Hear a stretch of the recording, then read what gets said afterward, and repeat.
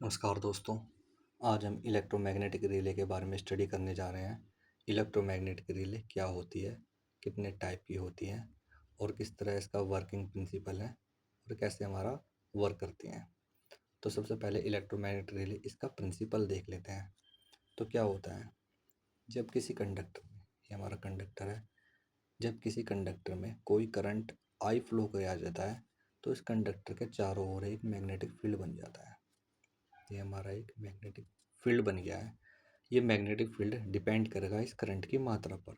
अगर करंट की मात्रा ज़्यादा होगी तो स्ट्रॉन्ग मैग्नेटिक फील्ड बनेगा। अगर करंट की मात्रा कम होगी तो मैग्नेटिक फील्ड कमज़ोर होगा, यानी कि वीक मैग्नेटिक फील्ड डेवलप होगा कंडक्टर में। ठीक है। अब रिले क्या होती है। रिले में हमारी एक कोइल होती है। ये हमारी रिले एक कोइल होगी और रिले में एक हमारा एक आर्मेचर होता है।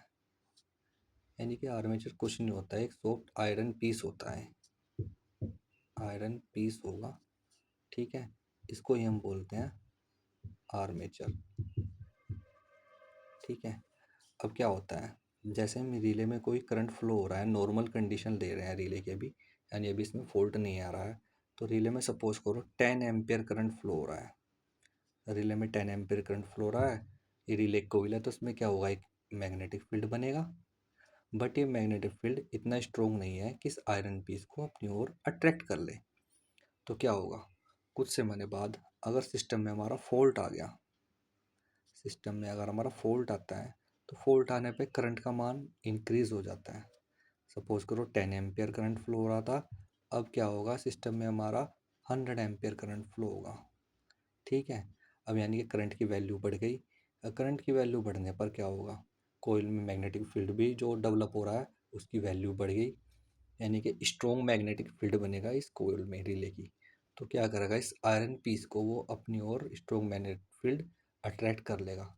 और अट्रैक्ट करने के बाद यहाँ पर क्या होता है, रिले के कॉन्टैक्ट होते हैं जो कि नॉर्मली क्लोज हो जाते हैं। जैसे ये अट्रैक्ट होगा इस कोइल की ओर और हमारा सिस्टम प्रोटेक्ट हो जाता है। तो ये एक बेसिक सा था रिले का जिसे हमने समझा। अब रिले के टाइप देख लेते हैं और उनमें से एक रिले देखेंगे हम, अट्रैक्शन टाइप रिले। तो रिले इलेक्ट्रोमैग्नेटिक टाइप रिले जो है वो दो टाइप की होती है। एक तो attraction type, attraction type relay relay दूसरा है induction type relay, induction type relay. ये अट्रैक्शन टाइप रिले और इंडक्शन टाइप रिले, ये दोनों इलेक्ट्रोमैग्नेटिक रिले के ही टाइप हैं। इसमें से आइए हम अट्रैक्शन टाइप रिले को देखते हैं। अट्रैक्शन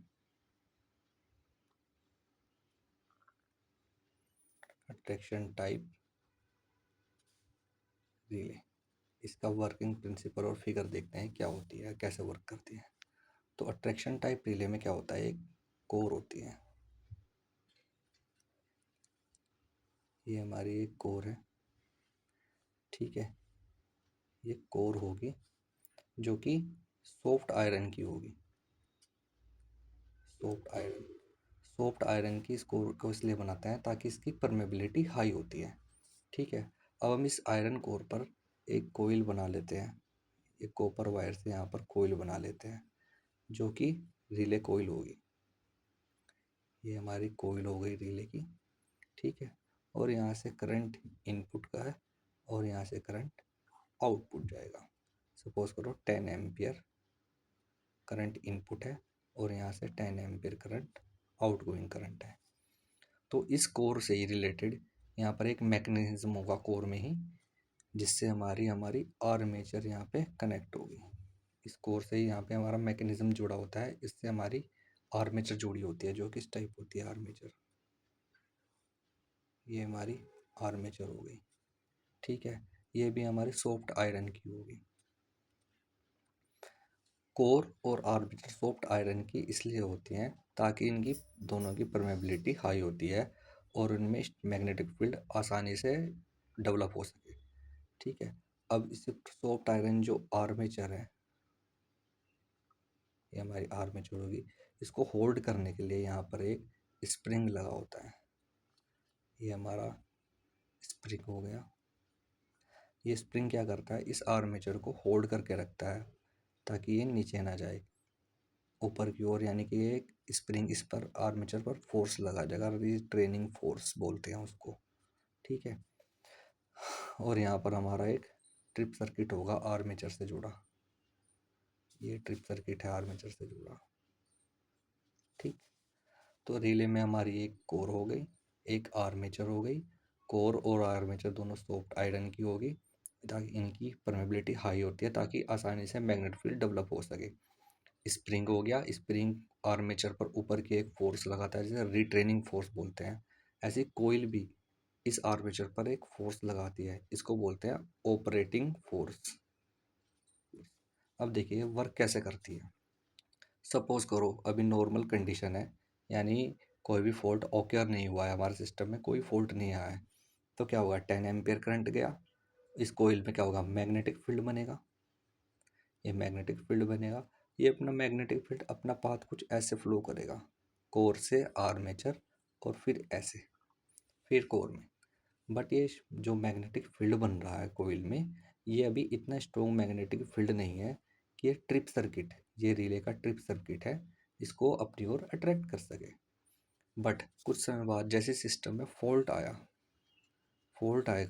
तो करंट की वैल्यू बढ़ जाएगी, करंट की वैल्यू इंक्रीज होगी। सपोज करो अब यहाँ पर 100 एम्पियर करंट फ्लो होगा, यानी करंट की वैल्यू जब बढ़ेगी तो इस कोईल में क्या होगा, स्ट्रॉन्ग मैग्नेटिक फील्ड बनेगा। स्ट्रॉन्ग मैग्नेटिक फील्ड बनने के कारण ये क्या होगा, इस सॉफ्ट आयरन पीस को अपनी ओर एक आकर्षित करेगा, यानी कि स्ट्रॉन्ग मैग्नेटिक फील्ड इस सॉफ्ट आयरन आर्मेचर पर कोर पर, सॉफ्ट आयरन आर्मेचर पर सॉरी, एक फोर्स लगाएगा और ट्रिप सर्किट को यहाँ से इसकी ओर अट्रैक्ट करेगा। ट्रिप सर्किट ऐसे इस पर अट्रैक्ट हो जाएगा और हमारी रिले कोईल है जो, वो नॉर्मली क्लोज हो जाएंगे रिले के कॉन्टैक्ट, और हमारे रिले क्या हो जाएगी, सर्किट को प्रोटेक्ट कर देगी।